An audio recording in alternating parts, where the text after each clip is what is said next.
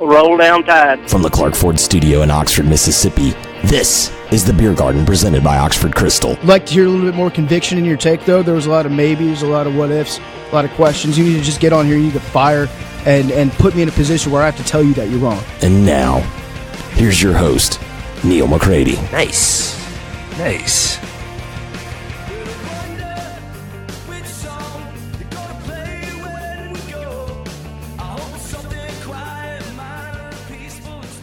Welcome into another edition of the Beer Garden presented by Oxford Crystal. I'm your host, Neil McCready. Today on the show, my good friend Ryan Brown of WJOX in Birmingham joins again. So the topic is mostly college football, though we get into movies. We get into how movies impact your mood. We get into some stuff about TV shows. It ends up being a pretty funny podcast at times. I think you will enjoy it. We talk about a lot of the things going on around the SEC, a lot of the things going on in the world of college football as we get to championship week. He'll be in Atlanta on Saturday for Alabama and Georgia, the SEC championship game. So we talk about that a little bit.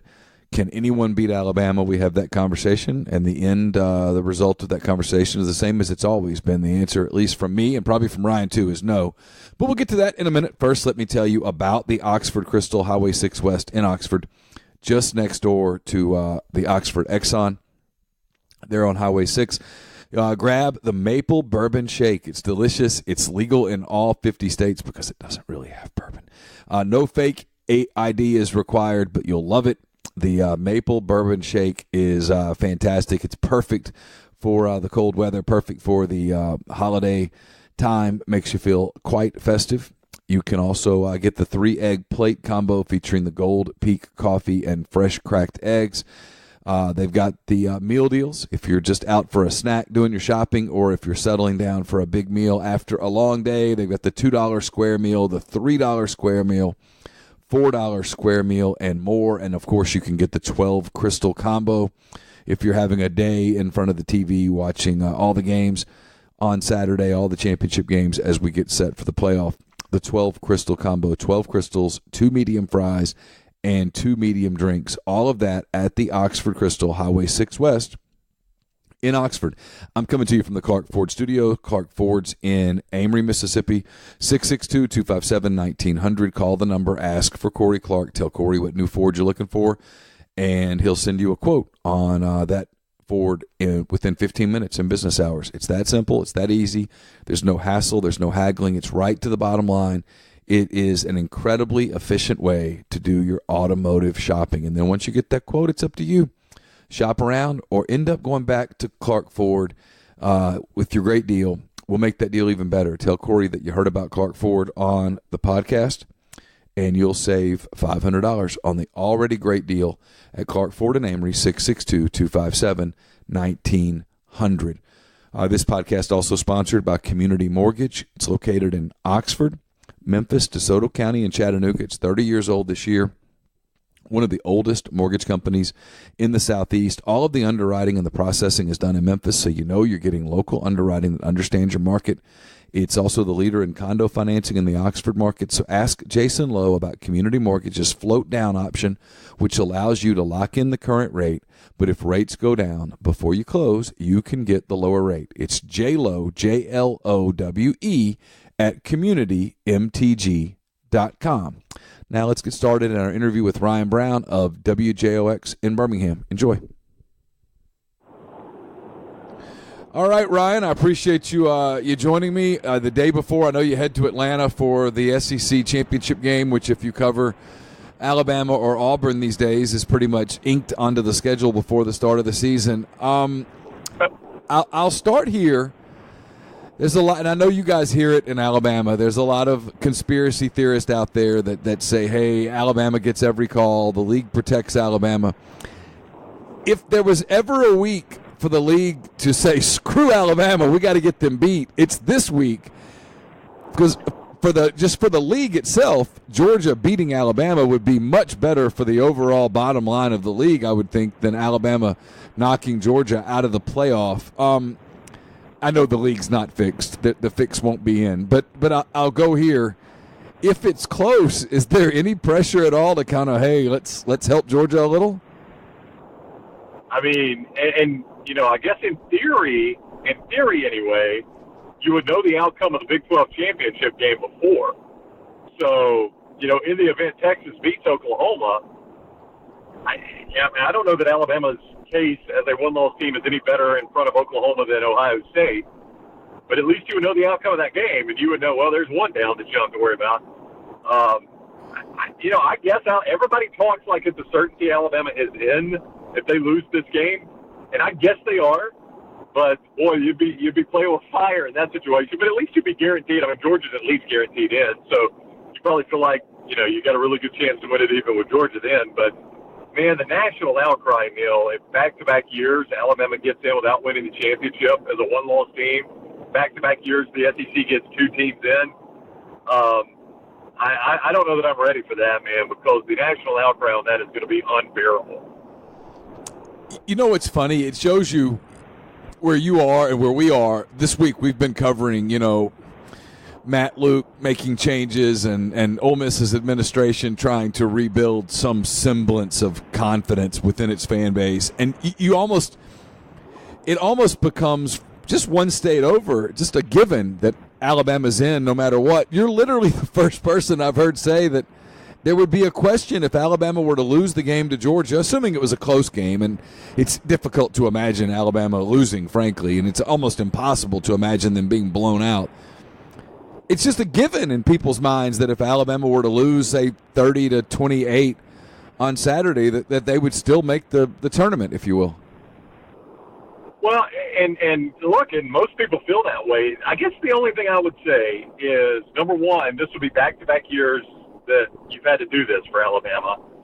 And I don't know how much the committee concerns themselves with the blowback they get from the media or from the public.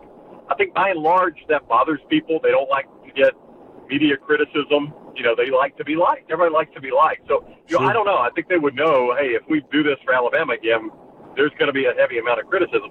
The only other thing I would say, as you look at the way this committee is constructed, is it includes Ohio State Athletics Director Gene Smith and Oklahoma Athletics Director Joe Castiglione and Frank Beamer, whose son Shane coaches for Oklahoma.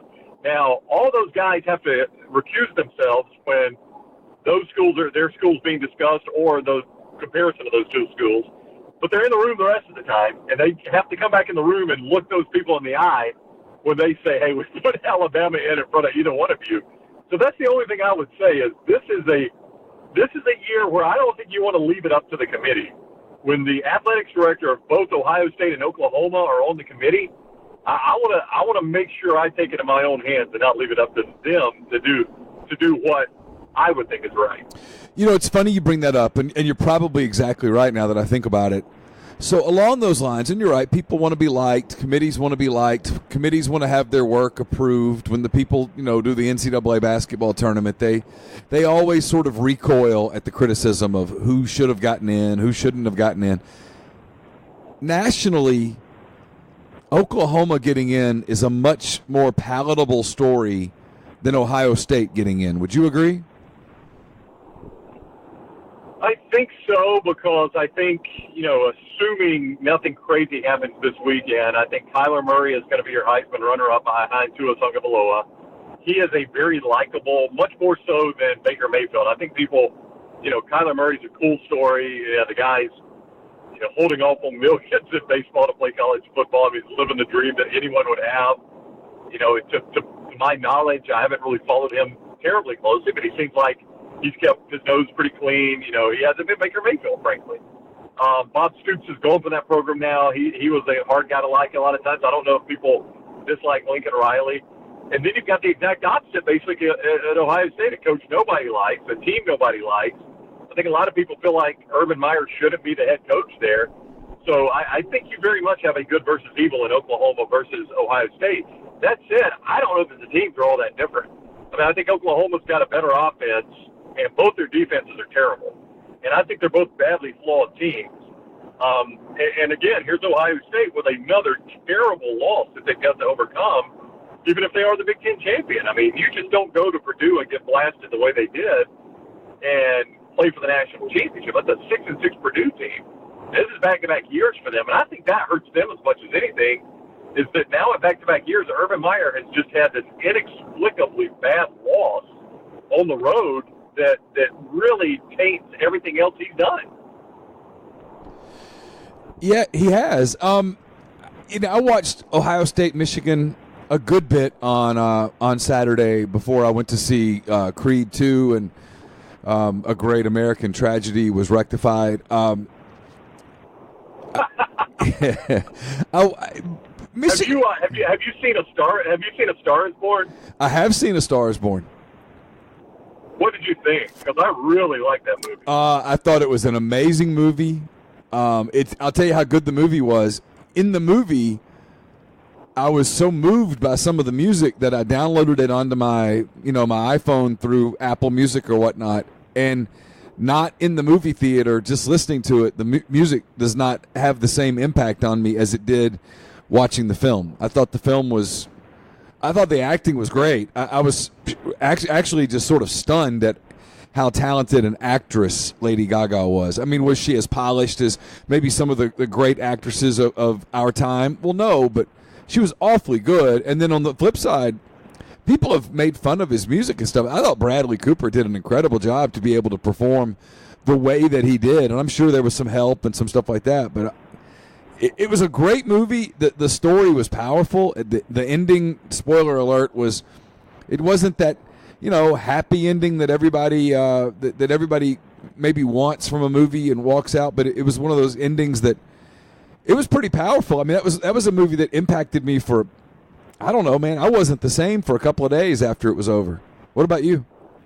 Yeah, I'll give you a reverse, and I promise you we'll get back to football. No, it's okay. Totally hijacked this, but I'll give you a reverse opinion on this because my daughter, my 14-year-old, who we will not let go see the movie, and I think if you've seen it, you can understand why. Sure. She wants to see it, but there's a lot of adult themes in that movie that I'm not ready for my 14-year-old daughter to take in yet, although I'm sure she's seen much worse without me knowing.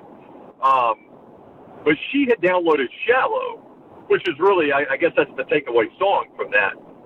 And I remember listening to it. She was playing it in the car with her friends one day, and I was listening, and I thought, it's an okay song. It's got a weird ending. I don't like the way it ends, but it's okay. Lady Gaga, God, she can sing the phone book. She's fine. Yeah. But then, having seen the way it was done in the movie for the first time, I'm like you. It meant a lot more to me in the movie, and I had the reverse experience you had, where I heard it before I ever went to see the movie. But then seeing the way they put the way the scene works in the movie, I was like, wow, that is a powerful song. So it's interesting you say that because I kind of had the same experience. I like the movie. I like anything Bradley Cooper does. He is a phenomenal actor. And the trailer they showed before the Clint Eastwood movie, The Mule, with he and Clint Eastwood, I think looks spectacular. So I'm a Bradley Cooper guy, man. I'll go see anything that guy does. And I'm with you on Lady Gaga. Maybe the acting wasn't great, but there's nobody out there that's an actress that can pull off the vocals she pulled off. And to me, that was going to be the most critical part of that role. So I thought she was cast very well. Yeah, I did too. It's going to win all sorts of awards. It's funny you mentioned The Mule because I've been to see 2 or 3 movies now where that preview gets played, and I can tell it's going to be a little bit of a, not a little bit, maybe a lot of a dark movie, and I normally avoid those. I went to see A Star Is Born with Laura because, quite frankly, I had chosen the last 2 or 3 movies, and it was her turn. And I needed to be a good sport and go along. And in my mind, I thought, it's just 2 hours. We'll get through it. Because I had heard the ending was kind of dark. And a lot of times, look, I'll be honest. I'm one of these people that has battled some depression, a lot of depression throughout the course of my life. And sometimes dark movies impact me in a way that I can't get past them for several days. And I'll kind of get in a valley of my own. And I'm always a little scared to go down that path. Like, Breaking Bad. People make fun of me for this, but Breaking Bad, I watched Breaking Bad on my iPad through the course of training for a marathon. And several times I had to stop Breaking Bad and go watch something like The Office because I needed something that made me laugh. I needed something that made me laugh because Breaking Bad was starting to plant a lot of negative stuff in my head, like you're not going to do this, you're going to fail, you've raised all this money, you're going to get 16, 17 miles in, and you're not going to be able to do it, and it's going to be embarrassing, and all that stuff in my head, very negative stuff. Breaking Bad was so dark and so, just kind of vicious at times, you know what I mean? And so, I had to put it away. And so anyway, I know The Mule has a dark element to it that is going to affect me, but I catch myself really looking forward to looking forward to seeing it, if that makes any sense. Yeah, here's a weird one with me, because I really liked Breaking Bad. I binge watched it on Netflix after it had been on. I did not watch it. I went all the way through hearing everybody talk about it and go nuts about it, and I never watched it, even after the finale. I never started watching it until it was already off AMC. And I went back and binge watched it on Netflix and loved it. The Sopranos was the one that did that to me. And I like almost any mafia, any mob-based movie. But The Sopranos would always leave me feeling in a dark place. I just had to quit watching it. And people say, and Lance Taylor, one of the guys I do my show with, he's like, how were you able to watch Breaking Bad, but Sopranos put you in a bad place? And I'm like, I don't know, but it did. And I'll tell you part of it too. This is I don't know. People might find this interesting. Sopranos aired on Sunday nights on HBO.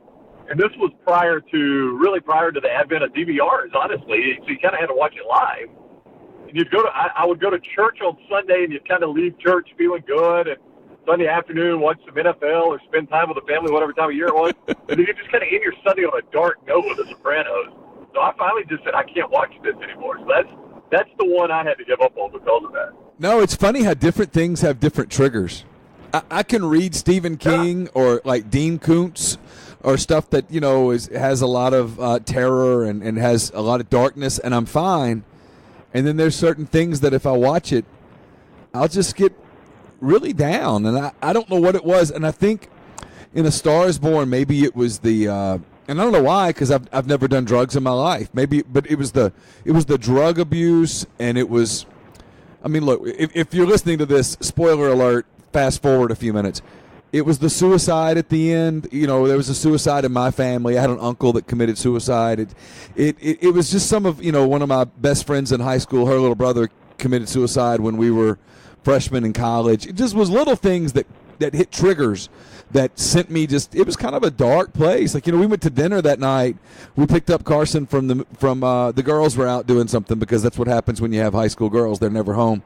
We picked up our son from the house, and we went to eat at a place on the square in Oxford, just got a burger or whatever. And, I was kind of quiet, and everybody was like, what's wrong? And nothing was really wrong. I just was having a hard time getting myself out of the movie. I was still in the movie. I was having a hard time just, like, watching the ball game that was on the screen or whatever. So it just hit different people different ways.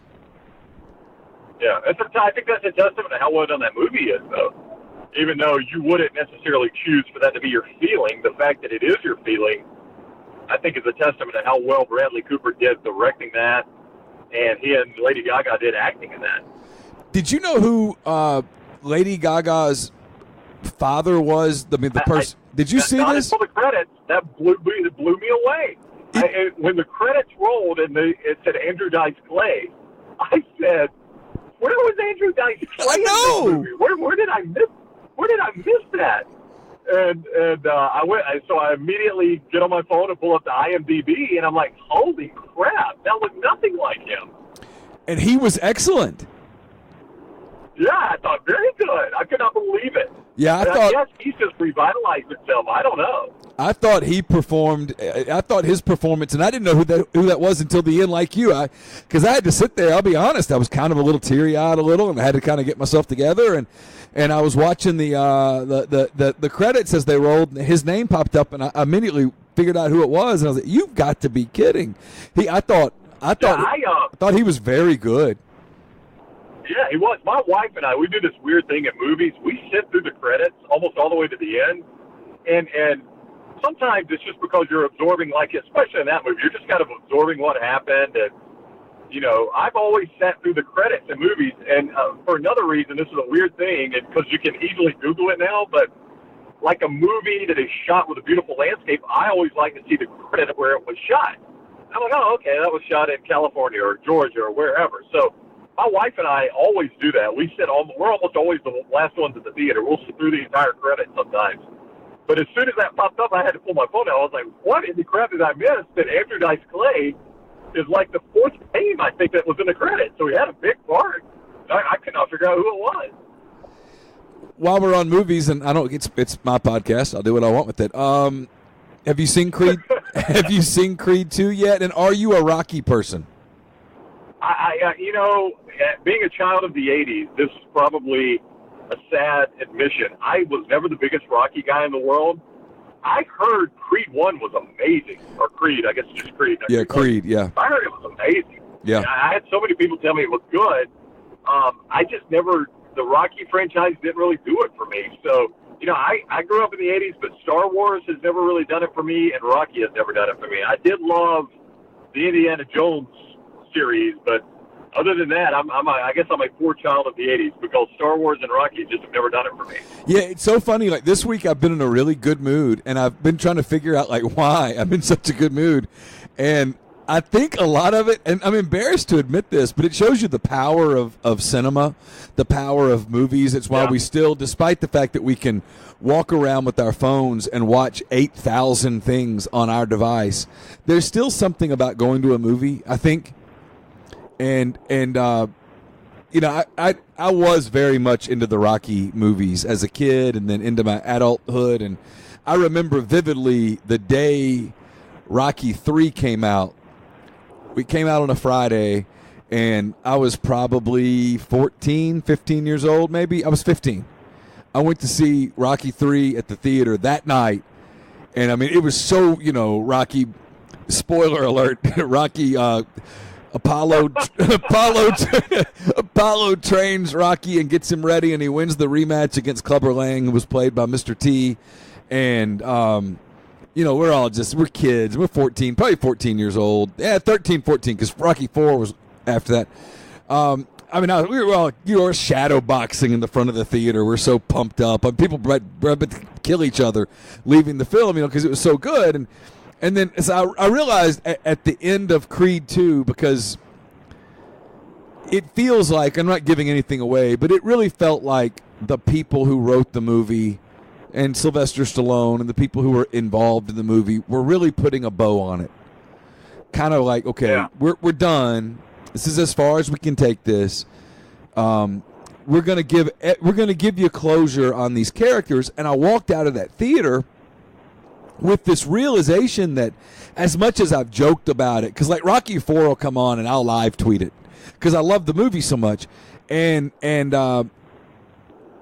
you realize that you have this attachment to these characters that have been a part of your like Rocky Balboa, and it was a part of my childhood. He was a part of my, you have all these references to this character that didn't really exist. I get it, but you make all these Rocky analogies and Apollo Creed analogies and stuff, and then at the end of that movie, you walk out and it kind of felt like, okay, I can say goodbye to all of those characters now, and I know they're okay. And then and I thought to myself, as I got in the car, and I went with Carson, and he's 12 years old, and he doesn't, he doesn't understand it. I got him to watch Rocky 4 that morning before we went, so that he'd understand the storyline a little bit. But he's 12; he didn't grow up with it as part of his, of his culture. It wasn't part of his. You know what I'm saying? So he didn't get it, and I had this just kind of. He was like, "What are you thinking?" Because he could tell I was deep in thought, and I was like, "I don't know. I just kind of feel like I said goodbye to a bunch of friends," and it was really weird to think that, but it was like goodbye. It was goodbye in a good way, like, "Hey, Rocky's going to be okay, and Adonis is okay, and even that damn Ivan Drago, he's okay, and everybody's okay, and isn't that crazy?" And it's like, okay, I can go on with the rest of my day now. And like, I got home on Saturday night, and I was perfectly fine. I fixed myself a cocktail, and we watched the LSU A&M game that Actually, Laura went to bed after the fourth overtime, and I fell asleep on the couch in the sixth. But you know, I mean, it didn't. That movie didn't have a negative impact on me. It had a very positive impact on me. It kind of gave me a warm feeling, like everybody's okay. Rocky's okay. You know, he's going to be all right. I can quit worrying about Rocky. And it was so stupid, but I had those kind of feelings. And now that we talk about it, is the power of movies, of cinema, what they do, the role they play in our culture and stuff. Even though everything is streamed and on demand, there's still something powerful about going to see a movie when it's released, I think. I agree with you. The one I will never forget, my wife and I, have you seen, it's a movie called Mystic River from the early 90s. Have you seen it? Yeah, it sounds familiar, but I'm not sure that I have. Okay. I mean, it is I'm not going to give anything away here. Anybody that's watching it knows what, you know, it's Sean Penn, Tim Robbins, Kevin Bacon. Just of course, Kevin Bacon's in it. It's a film from the 90s. But, I mean, just a terrible ending. And you don't really see it coming, and it's a punch in the gut. And I'll never forget, we rented it on VHS. That's how long it's been. This is from the 90s. My wife and I, and it gets to the end, and she says, we got to go get a Jim Carrey movie or something. I cannot go to bed with the end of this movie in my head. I don't care if we have to go back to Blockbuster or Redbox, if you remember Redbox. We got to go to a Jim Carrey movie or something. I got to laugh. We'll take a break from our interview with Ryan Brown to tell you this podcast is also brought to you by LB's Meat Market. LB's Meat Market, located at 2008 University Avenue in Oxford, 662-259-2999. Get in touch with Greg Jones. Tell him what you're looking for. He'll have it all trimmed up and ready for you, whether it's a standing rib roast, a beef tenderloin. As you start to think about your, your Christmas holiday cooking, maybe your Christmas dinner, you're starting to get all that stuff lined up. He's got it all there. It's the freshest cuts in Oxford, whether it's beef, pork, chicken, seafood, fresh from the Gulf. He's got it. He'll tell you how to prepare it the best way, make it a really special meal for you and your family. Also got all the sausages we tell you about all the time, pork, beef, chicken, summer sausages. It's all there at LB's Meat Market, 2008 University Avenue in Oxford, 662-259-2999. When you walk in, there's a beer fridge on your left. Grab a six-pack. Fix a six-pack of your own. And at checkout, tell Greg that you heard about LB's on the Beer Garden, and you'll save $500. You won't save $500. It's you'll save $3 off your six-pack. Instead of being $9, it'll be $6. There at LB's, just by telling him you heard about it on the Beer Garden. The podcast also brought to you by Strategic Partners in Media. SPM's a full-service advertising agency that works with businesses of all types, big or small, Fortune 500 companies to startups. SPM can help your advertising needs for TV, radio, print, and every facet of social and digital media. Look, here's why SPM's really good and different than the other ad firms. They handle everything in-house. They don't sub their work out. The writing, the production, the editing is done solely by their staff, crafted uniquely for their clients. And lastly, an Ole Miss grad and a Mississippian is a partner in the firm, so give them a call and see just how great they are. Get in touch with Austin at strategicpartnersmedia.com. And brought to you by Patterson and Earhart, attorneys at law. Guests join our podcast on the Patterson and Earhart hotline. Patterson and Earhart specialize in personal injury law and real estate law, but theirs is a general practice that can handle any of your legal firms. So when you contact Patterson and Earhart, you speak to one of the partners in the firm, and that's who will handle your case, not some paralegal at a faceless corporate firm. If Patterson and Earhart can't help you, they'll refer you to someone who can. John Calvin Patterson and Wes Earhart are Ole Miss guys, local guys, and when you call them, you're going to get one of them on the phone within the same day, guaranteed. So whether you've been injured in a car wreck or have other legal issues, give them a call, 662-526-1992, or check out their website, pelaws.com. Your initial consultation is free. Speaking of the hotline, go back to Ryan Brown on the Patterson and Earhart hotline here on the Beer Garden, presented by Oxford Crystal.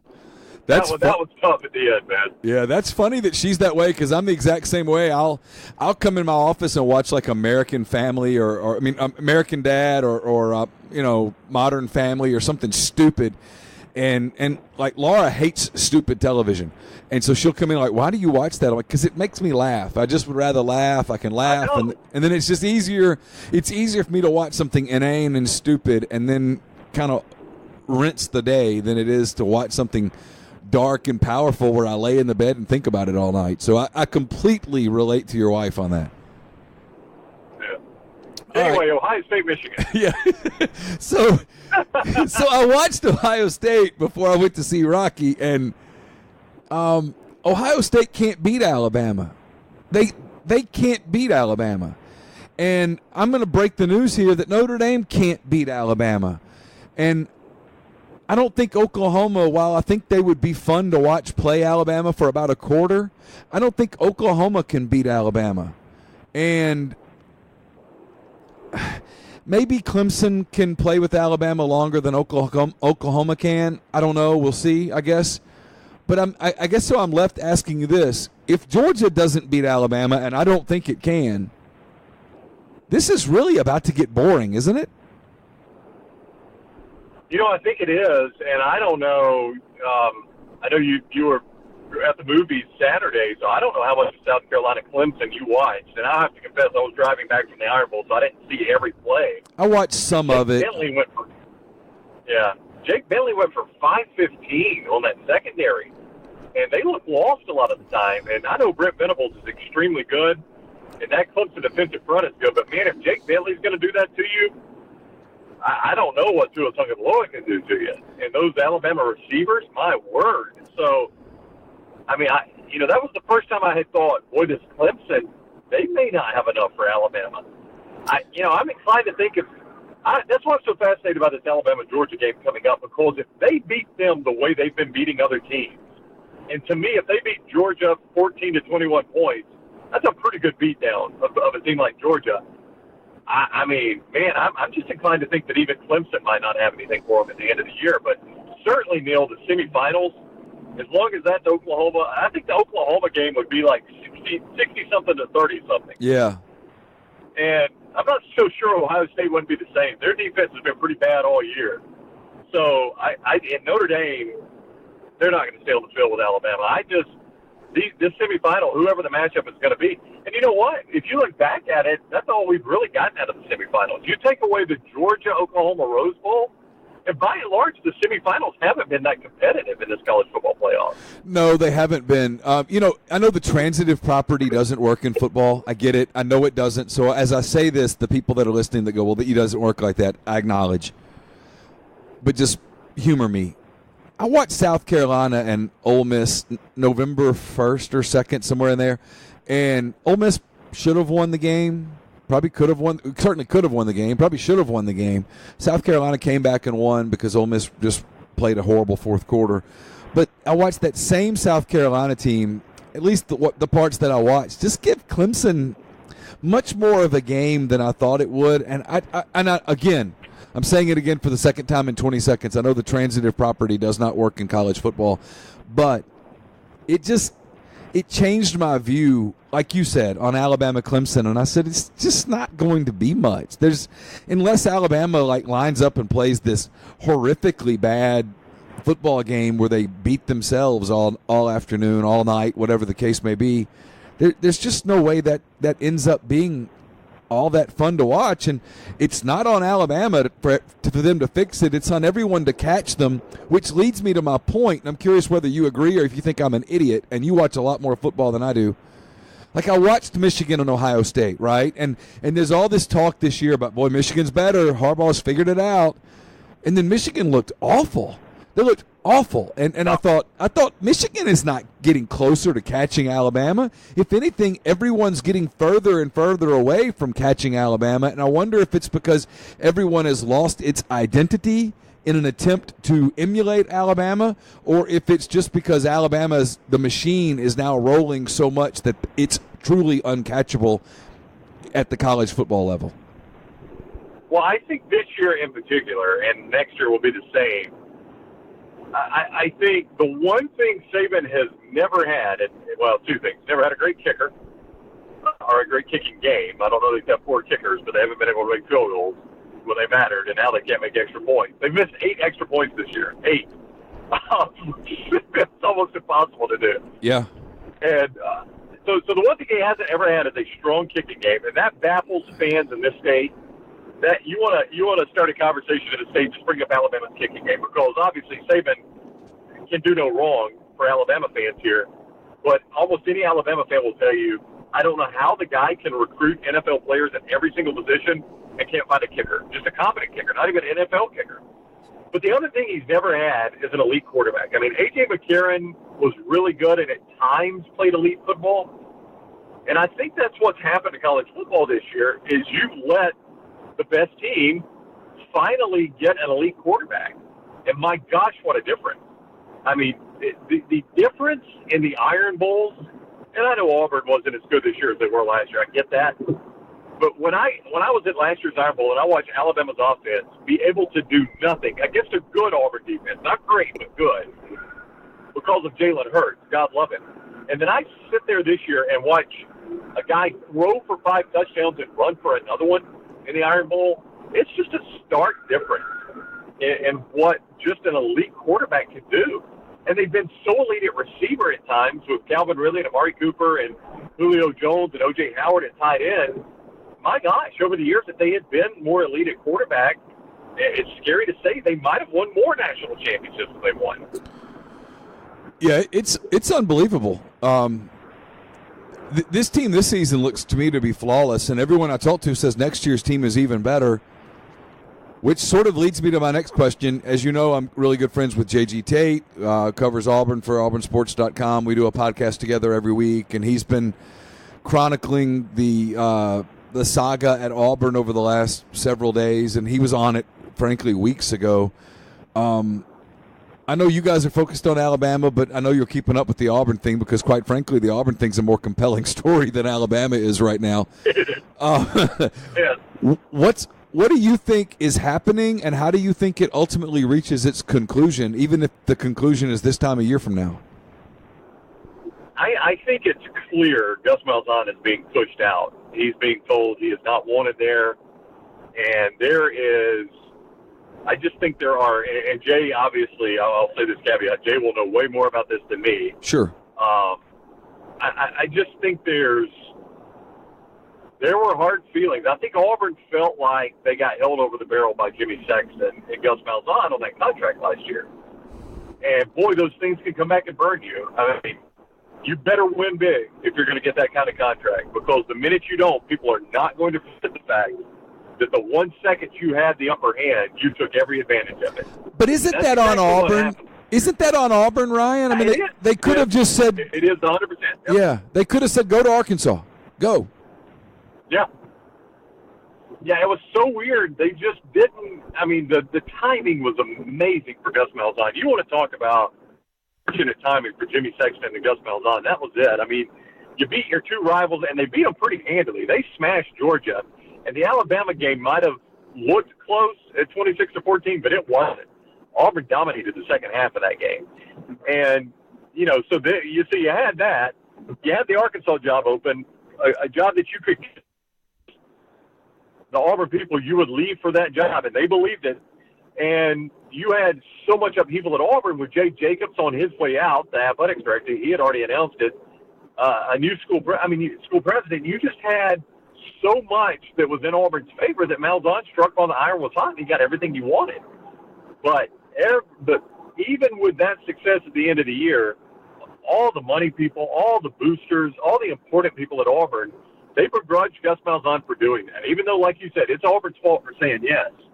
Gus Malzahn burned any goodwill he had earned in those games. He burned it right away with that contract.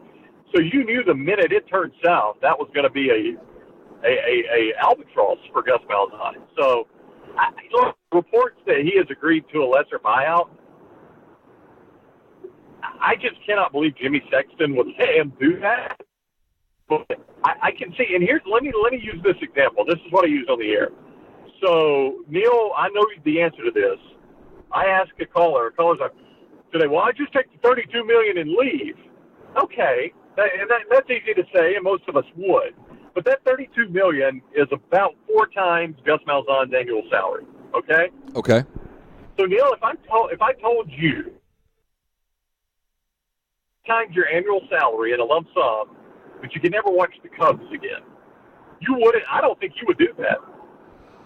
No, probably not. Because I would have faith that I could make more than that and still watch the Cubs. So you love the Cubs. That is your, aside from your family and faith and all that, your dogs, the Cubs, that's it. Yes. And to me, that is coaching football for Gus Malzahn. It's all he's got. I mean, the guy, he's poured his entire life into it. And he knows he's got the best job he'll ever get. Because let's be real about this. If Gus Malzahn gets fired at Auburn, when is he going to get a job as good as Auburn again? He's not. Probably never. I mean, Probably never. The odds are so astronomically against that.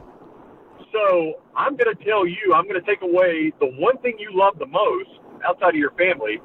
You're doing it at the highest level you ever do it, and I'm going to take it away for 4 times your salary. While it's easy for us to say, Gus, take the $32 million and make them fire you, if you put it in those terms for the average human, they start to look at it and say, yeah, you know what? I don't know if I could give that up for just 4 times my salary. So, to me, I can see Gus Malzahn's side of it, as crazy as it sounds, to say, I'll do whatever it takes to stay in this job.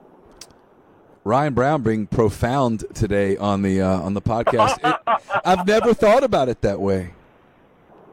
Yeah. But, he is that guy because Jay Tate wrote this. He thought this was fascinating. He's done a great job. He's been writing this series called The Truth as I Know It, about Auburn, Part 1, and he just wrote Part 7. And he talked about Malzahn, and he said, yeah, I know he got this big contract, but Malzahn when he was growing up, he didn't have any money. He's never developed a real taste for a whole lot of expensive things.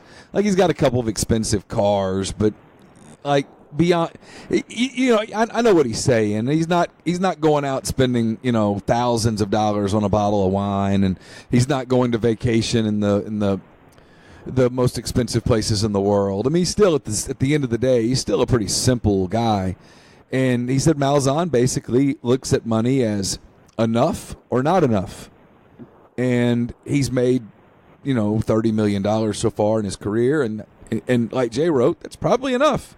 And so this is about him believing that he believes that he can get, he can contend for a championship next year. Whether they can or can't, I mean, I always say this, perception's reality.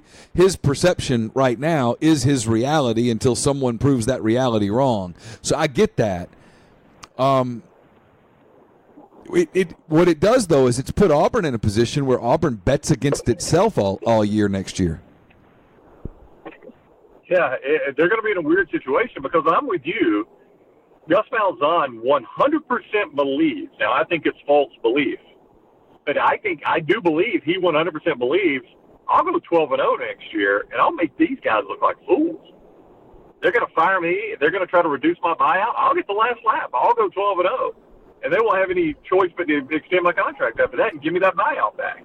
That's the way these guys think. Yeah, they're crazy. Is he basing this on Kelly Bryant? Kelly Bryant's not making Auburn a 12-0 team, is he? Well, look, in one game, no, to answer your question, he's not. And it's unfair for me to do this to Kelly Bryant and base it on one game. I'm going to do it. Go back to last year's championship, or last year's semifinal game. That was the number 1 seed in college football and had elite Clemson talent around him. If there's anybody recruiting on Saban and Smart's level, it's Dabo Swinney. I mean, that's elite talent around him. And they couldn't move the football in Alabama. He's not elite. Kelly Bryant's a nice quarterback, but he's not an elite quarterback. He's not a guy he's not Cam Newton. I don't even think he's going to be Nick Marshall. I don't think he's not that fast. I don't know what his actual 40 time is, but he's not Nick Marshall fast. And I don't know if that's what he's basing it on. I mean, Jake Fromm or Justin Fields is going to be on your schedule, and Tua Tagovailoa is going to be on your schedule. I mean, there's going to be quarterbacks in this league that are better than Kelly Bryant. You're not going to have the best quarterback situation. And I'll tell you this, and I know your listeners don't know this name, but Bo Nix, who is the son of Patrick Nix. I know you remember Patrick. Oh, yeah, I know Pat. Some Ole Miss fans would.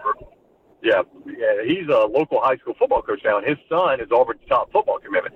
And he's a really good quarterback. And See, here's where Auburn fans are right now, and this is one of their frustrations, Neil, with Gus Malzahn, is he can't develop the quarterbacks he recruits. Any success he's had is a guy he's going to gotten from somebody else. Cam Newton, Nick Marshall, Jarrett Stidham. And the guys he's recruited, they just don't work out. They end up leaving the program, but they never play.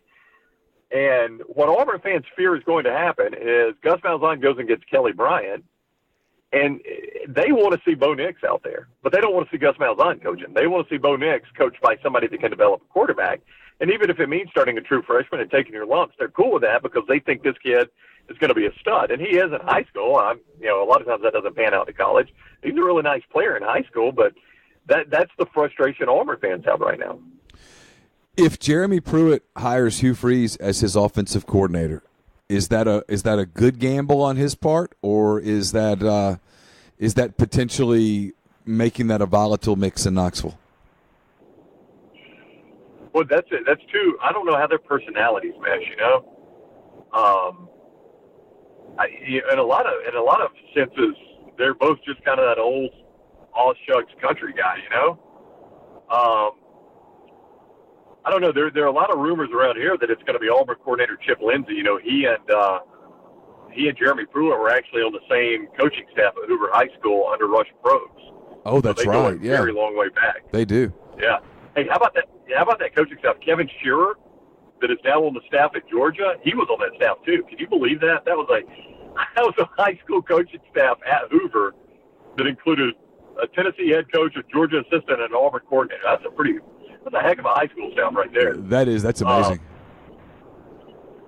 Yeah. So I don't know. Hugh Freeze would be an interesting addition. Tennessee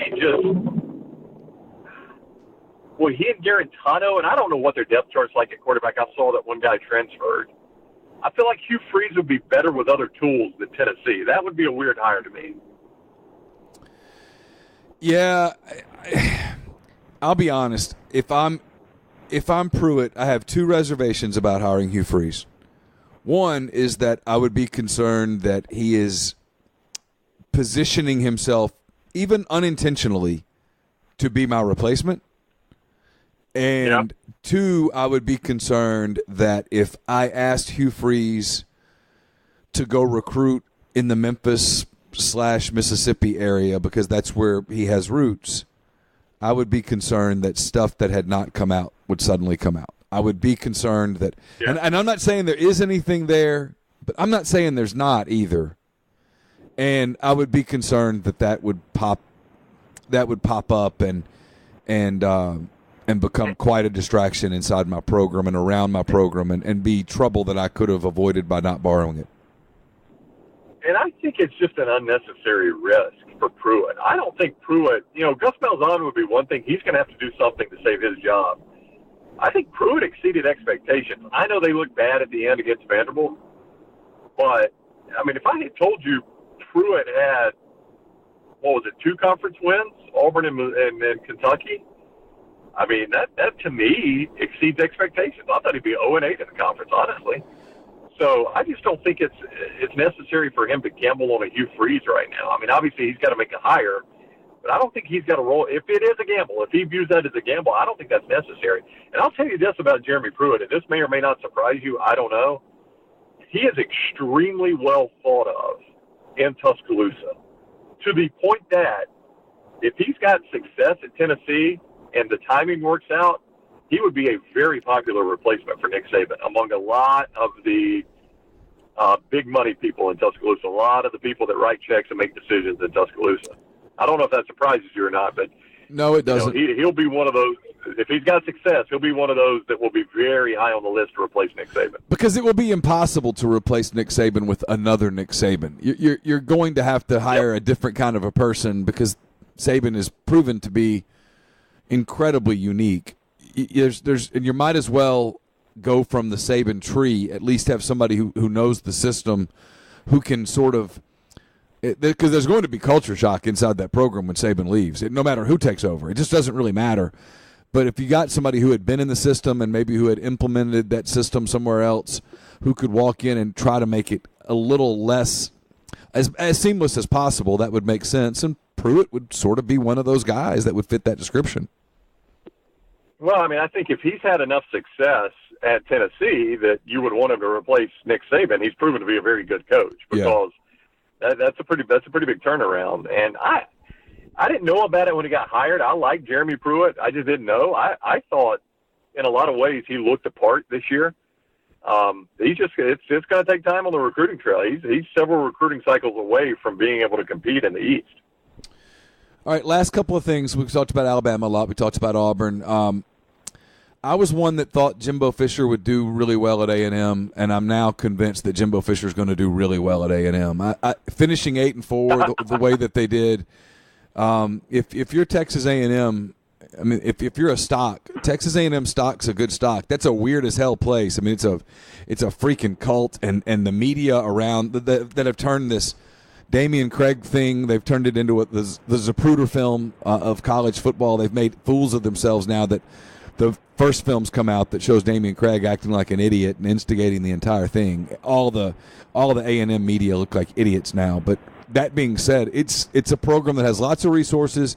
There's lots of players around, and Jimbo knows what he's doing. I mean, 8-4 in year one at A&M, it kind of feels like momentum to me. Am I nuts? No, I would agree, and I'll say this to Damian Craig, and I know you've covered him. He's obviously an extremely good recruiter. I've never thought he was highly regarded as a position coach. That was an incredibly unprofessional look by him, and I don't know what Jimbo Fisher does about it, but that was just incredibly unprofessional. That said, Jimbo, and not only was he 8-4, I don't know if you watched the Auburn game. He gave that game away. Yeah. Absolutely gave it away. Yep, should absolutely be 9-3. And could have beaten Clemson. Yeah, I mean they were in that game as they played Clemson. Them and Syracuse played Clemson about the same, and probably to a certain extent A&M had a better chance of beating them.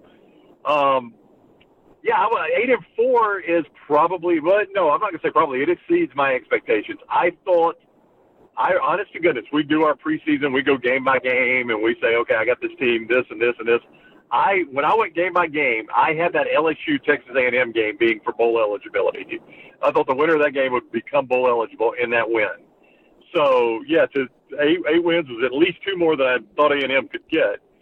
And Mond improved under him. Mond has never been, he's never been anything that blew me away, but he improved as a quarterback. And, look, it's easy to say they should be 9-3, but I guess you could also make the argument if for whatever reason Mond's knee doesn't just magically touch down in that replay, I guess they're 7-5. So, you gave the Auburn game away. Maybe you were lucky to win the LSU game. But I do think Jimbo Fisher will have this thing headed in the right direction, and I think he's in a pretty good marriage at a program that is going to invest anything they need to invest, a recruiting base that should go very well. And we saw what he could do with a good recruiting base in Florida. So I think they've got a chance to be that next team in the West, the team right behind Alabama. What LSU has been, I think A&M can take that spot. All right, we started with the playoff. We're going to finish there. Who are the four teams that are in the playoff when the thing gets revealed realistically late Saturday night? Yeah, I think the committee's already tipped their hand on Oklahoma, Ohio State. I mean, by putting Oklahoma in front of them, and Ohio State's playing, I don't have it in front of me, I think Northwestern's 21st. Yeah, 22nd, and that's they're 14.5-point underdogs against Ohio State. Northwestern is. Yeah, and Texas is, I think they're 14th or 15th or something like that. So Oklahoma is going to beat a better team than Ohio State, and not only that, Oklahoma's beating a better logo than Ohio State. Yes. You beat that Texas logo to the people in that room, that means a lot more than beating that Northwestern logo. So as long as Oklahoma wins, they are the next team. And if Alabama wins, they're in. So I think Alabama's going to beat Georgia. So I think Alabama will play Oklahoma and Clemson will play Notre Dame. And I think that's fairly, as entertaining as some of these semifinals have been, I think that one can be that entertaining.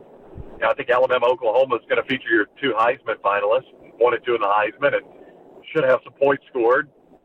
Hey, here's an interesting thing. Alabama, if they're playing Oklahoma, it's kind of murky how this whole thing works as to how they determine where the games are hosted in the semis. Some people will tell you the school has an immense amount of input. Some people tell you the school gets to make suggestions as the college football playoff people do the picking.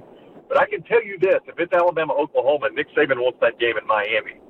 He did not like the Miami trip for Notre Dame. He liked very little about it. First of all, his history with the Dolphins, Miami's not a real comfortable place for him. But I don't think he really for those that have never been side of town, you stay on one side of town. The Orange Bowl's at a different part of town. He much preferred the Cotton Bowl set up over the Orange Bowl. So if it's Alabama-Oklahoma, Alabama is going to push for that game to be in Miami. If it's Alabama and anybody else, they're fine with it being in Dallas. That's fascinating stuff. Well, listen, man, I appreciate it. Safe travels over to Atlanta. I know it's a short trip, but be safe and enjoy the SEC championship game. And we'll talk soon, I hope. It is always fun, Neil. I appreciate it, buddy. Talk to you soon, Ryan. The profound movie critic, Ryan Brown, kind enough to spend some time with us. Talk to you soon. Bye-bye. Our thanks to Ryan Brown and for his time today here on the Beer Garden, presented by Oxford Crystal. That does it for this week. We'll be back next week. We'll start switching gears a little bit. We'll talk some Major League Baseball winter meetings, which is coming up. We'll talk about the NBA now that the NBA is past the quarter pole, and we'll talk NFL as the NFL season marches towards the postseason, the stretch drive of the NFL very much underway. All of that coming your way here in the next week or two on the Beer Garden, presented by Oxford Crystal. Until then, have a great weekend. Take care.